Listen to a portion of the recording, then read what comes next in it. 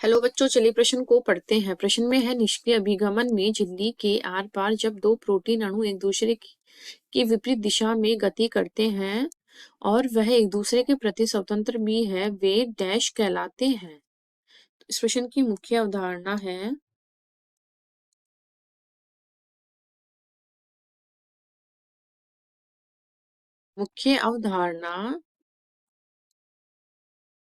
परिवहन। सॉरी, परिवहन नहीं, यहाँ झिल्ली डालो, झिल्ली परिवहन।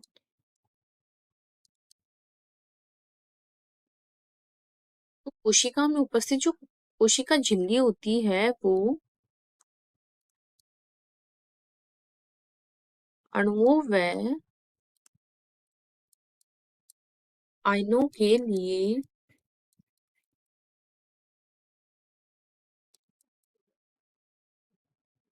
चयनात्मक पारगम्यता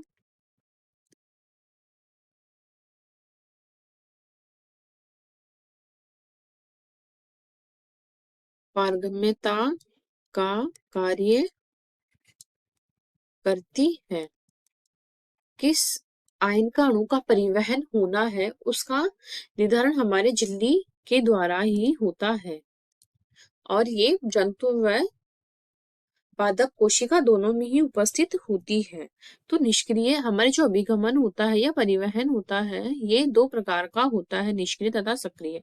तो निष्क्रिय परिवहन या अभिगमन जो होता है, सक्रिय में तो क्या होता है, ऊर्जा की आवश्यकता होती है अभिगमन के लिए, जबकि निष्क्रिय में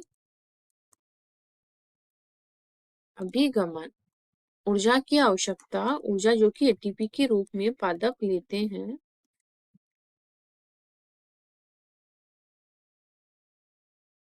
ऊर्जा की आवश्यकता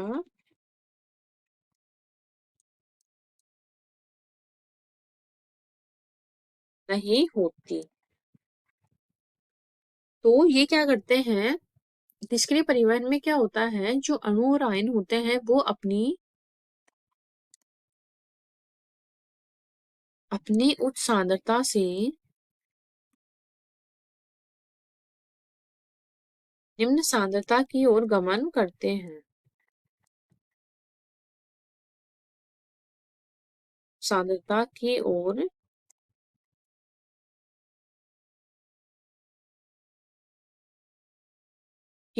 गमन करते हैं।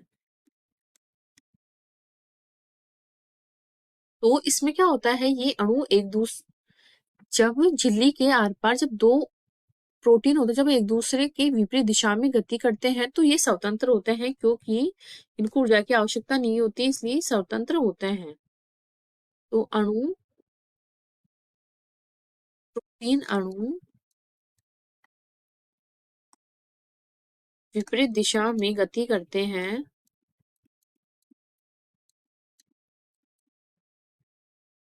विपरीत दिशा में गति व स्वतंत्र ही है। तो वो क्या कहलाते हैं, तो वो कहलाते हैं प्रतिगमन। प्रतिगमन। अभिगमन, निष्क्रिय अभिगमन में क्या होता है, ऊर्जा की आवश्यकता नहीं होती है, इसमें जो अणु होते हैं अपनी उच्च सांद्रता से निम्न सांद्रता की ओर गमन करते हैं।